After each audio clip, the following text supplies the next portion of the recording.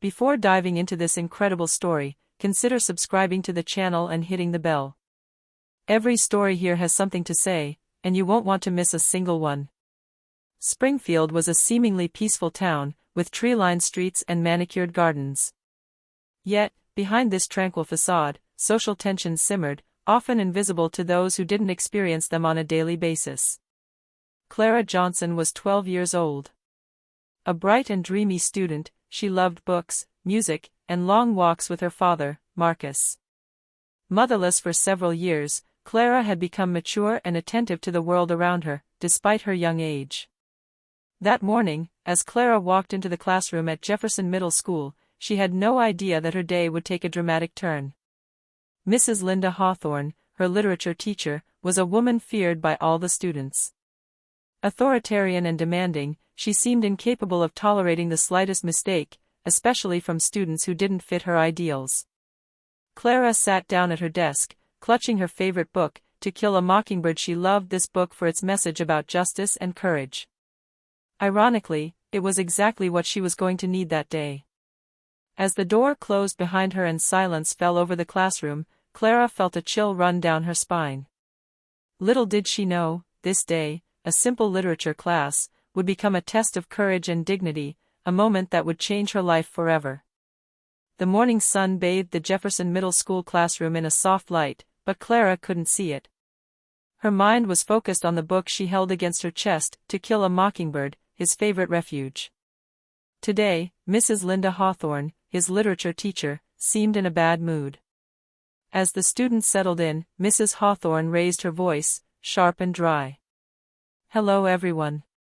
Today we are going to discuss justice, courage, and responsibility."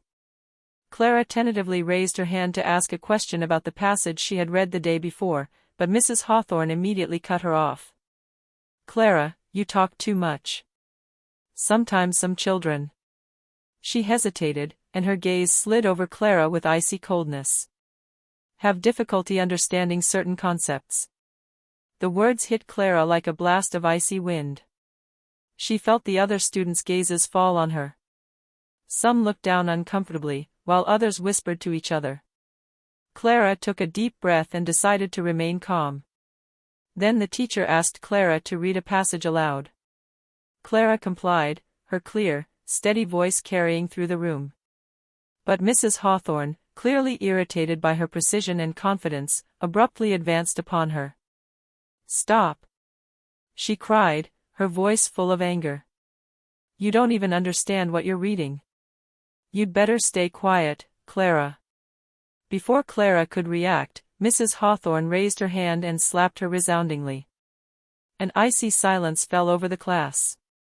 The students froze in shock. Clara, her face burning with pain and humiliation, felt her tears well up, but she refused to cry in front of everyone. She walked slowly back to her desk, her heart pounding, trying to comprehend what had just happened. Around her, some students murmured apologies, others looked away. But Clara knew one thing: she wouldn't be broken. Clara walked slowly out of the school, her heart heavy and her mind troubled.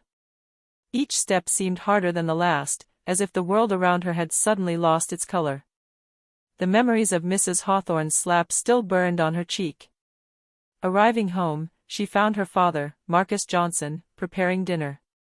His attentive gaze immediately fell on her. "Clara, are you okay?" he asked with reassuring gentleness. Clara shook her head, unable to speak at first. The words stuck in her throat, but the tears began to flow despite her. Marcus knelt down beside her and took her in his arms. "What happened, my daughter?" Through her sobs, Clara recounted the humiliation she'd suffered in class. The slap, the humiliating words, the stares from her classmates, everything. Marcus listened attentively, his face hardening as Clara spoke. "No one should ever treat you like this, Clara." "Never," he said firmly. "We will make sure justice is done." Clara, despite her pain, felt a small spark of comfort. Her father would not leave her alone to face injustice. Together, they began to consider possible actions. Clara knew she had to remain strong, not only for herself, but also to show that no one could put her down because of her skin color. That night, as she fell asleep, Clara vowed to turn this humiliation into strength. She didn't yet know how, but she knew that this moment wouldn't define her. The next morning, Marcus Johnson rose with renewed determination. He knew he couldn't let his daughter's humiliation pass without a response. After breakfast, he took Clara by the hand and headed to Jefferson Middle School. Upon his arrival, the director, Mr. Edward Phillips, received him in his office. Marcus wasted no time. "Mr. Phillips, I'm here to discuss what happened to my daughter yesterday. She was slapped and humiliated by Miss Hawthorne in front of her entire class." The director frowned, visibly embarrassed. "Marcus, we'll look into the situation. I'll speak with Miss Hawthorne and investigate." Marcus clenched his fists. He had heard these kinds of promises before and knew they meant nothing without action. "I want more than an investigation. I want you to ensure safety and respect for all students, and for this situation to never happen again." The headmaster, under pressure, agreed. But when Marcus brought up the slap, Mrs. Hawthorne tried to downplay the situation when called upon to give her version. She claimed that Clara had misinterpreted the scene and that everything had been exaggerated. "This is not acceptable." Marcus fumed. "Clara has been hurt and humiliated. You must take responsibility." As they chatted, a few students timidly entered the office. They had witnessed the incident and wanted to support Clara. Their courage impressed Marcus. He knew his daughter was not alone. As Marcus left the office, he felt the fight was only just beginning. He had to protect Clara, but he also knew that this case could change the entire school if handled correctly. At Jefferson Middle School, news of Clara's humiliation spread quickly. The students, shocked by Miss Hawthorne's actions, began talking among themselves, some expressing outrage, others silent support. Sarah Thompson, Clara's best friend, decided not to remain passive. During the lunch break, she gathered a small group of students and spoke to them with conviction. "What happened to Clara is not right. We must show that we support her, regardless of her skin color." Together, they began writing messages of support and discreetly posting them on lockers, also sending messages to teachers and the school board. The story began circulating on the school's internal social media channels. Clara, initially hesitant to accept the attention, was touched by this solidarity. She realized that her classmates weren't judging her on the color of her skin, but on who she really was. Meanwhile, Marcus continued to push the school administration to take action. Parents, alerted by the rumor and online posts, also began to mobilize, demanding an official response. Faced with mounting pressure, Mr. Phillips, the headmaster, summoned Miss Hawthorne for another meeting. This time, it was clear that the school could not minimize the incident. The solidarity of Clara's classmates was not limited to words. Some students, inspired by her courage, decided to stand by her side in every class and publicly testify about what they had seen. The wave of support grew every day, and Clara understood that she was not alone in this fight. This painful but revealing chapter of his life would become the starting point for a change that would extend beyond the walls of his classroom. A few days after the incident, Jefferson Middle School was in turmoil. News of Clara's slap had spread beyond the school walls and was now circulating throughout the community. Shocked parents were sending messages and demanding meetings with the administration. Marcus Johnson was invited to a special meeting with Mr. Phillips and the school board. The visibly nervous principal tried to calm the tension. "We take this incident very seriously. A full investigation is underway." But Marcus, firm and determined, was not impressed. "This is not enough. My daughter has been humiliated and hurt. I want immediate, concrete action taken against Ms. Hawthorne, and for the school to publicly commit to protecting all students." Meanwhile, the students continued to support Clara. Sarah and her group organized a small symbolic demonstration in the schoolyard, holding signs with messages like "Respect for all students" or "Stop injustice." The local media began to take notice of the incident. An article was published in the town newspaper, reporting the incident and highlighting the solidarity of Clara's classmates. Soon, parents from other schools came forward to report similar behavior, revealing that the problem extended beyond just one classroom. Ms. Hawthorne, now under fire, attempted to justify her actions. But student testimony and media attention made any attempt at minimization impossible. Her reputation began to crumble. Clara, despite her young age, understood that she played a central role in this fight for justice. Every day, she gained confidence and determination, ready to face whatever came, supported by her family and friends.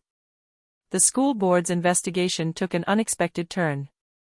Officials discovered that this wasn't Hawthorne's first incident of discrimination.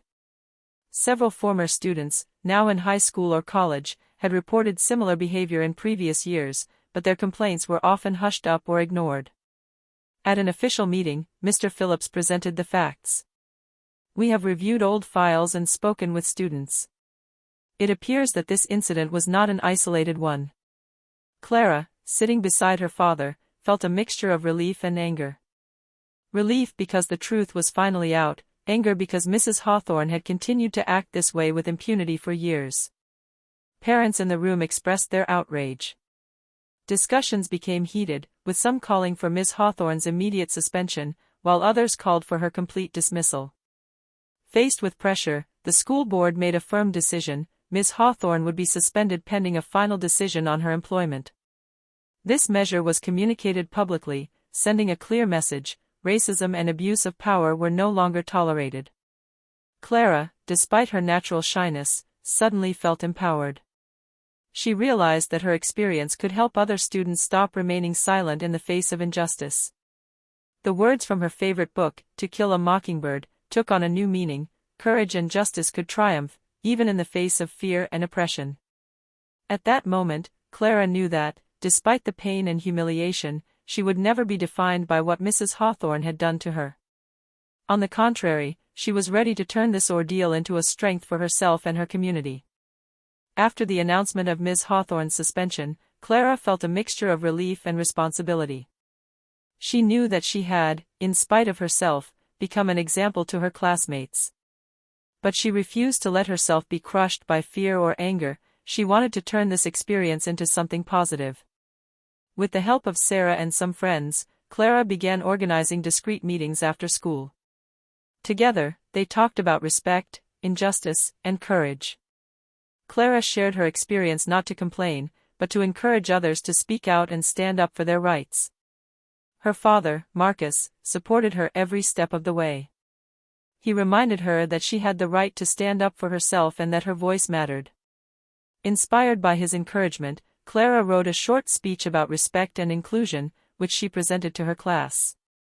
"We need to support each other, no matter our skin color or differences," Clara said, her voice clear and confident. "No one deserves to be humiliated or hurt, and we need to say so when it happens." The students were deeply moved.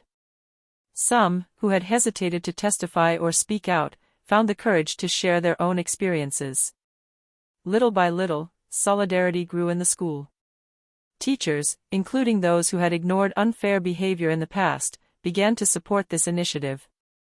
Clara realized that what had begun as a terrible humiliation could become a force capable of changing her school community. Every smile from a classmate, every word of support strengthened her resolve: she would never be a silent victim. By the end of the week, Clara, though young, was already seen as a symbol of courage and dignity. She knew the road ahead would still be long, but for the first time, she felt ready to face injustice with confidence and hope. Clara's determination and the support of her classmates had begun to attract attention far beyond the walls of Jefferson Middle School. Parents, shocked by the incident and impressed by Clara's courage, decided to mobilize. Meetings were held in the school library, where families discussed solutions to prevent future injustice. Sarah and Clara were invited to speak at these meetings. Clara, a little nervous at first, recounted her experience with sincerity and calm. "What I went through wasn't right, but I want it to be of some use. We need to support each other and protect those who are vulnerable." His words deeply touched the parents and teachers present. Discussions then turned to concrete actions: diversity awareness training for staff, strict protocols for reporting and addressing incidents of discrimination, and the establishment of a student council to promote inclusion. Local media, informed by parents and students, began covering the story. An article in the Springfield newspaper described Clara's courage and the solidarity of her classmates, calling the event a lesson in dignity and resilience for the entire community. For Clara, it was a strange but powerful moment. She saw that what had begun as personal humiliation could become a force for change. Messages of support poured in not only from students and parents, but also from alumni and engaged citizens in the city. Now under fire, Mrs. Hawthorne found herself isolated. The public attention and community mobilization made any attempt at minimization impossible.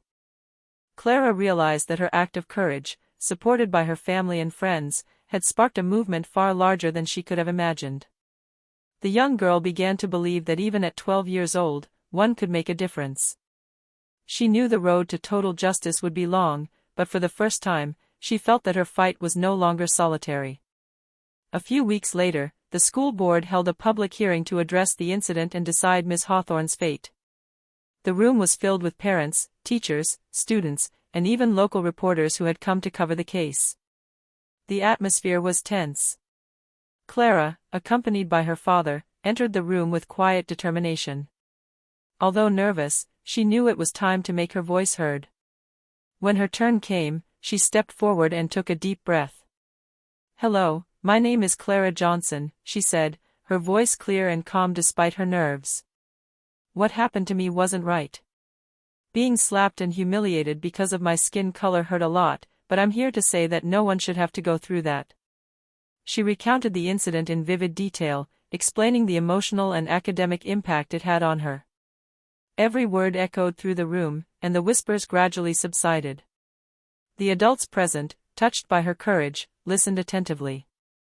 Then, several students spoke to testify about what they had seen and their support for Clara. Former students mentioned Ms. Hawthorne's repeated discriminatory behavior, making the teacher's argument increasingly fragile.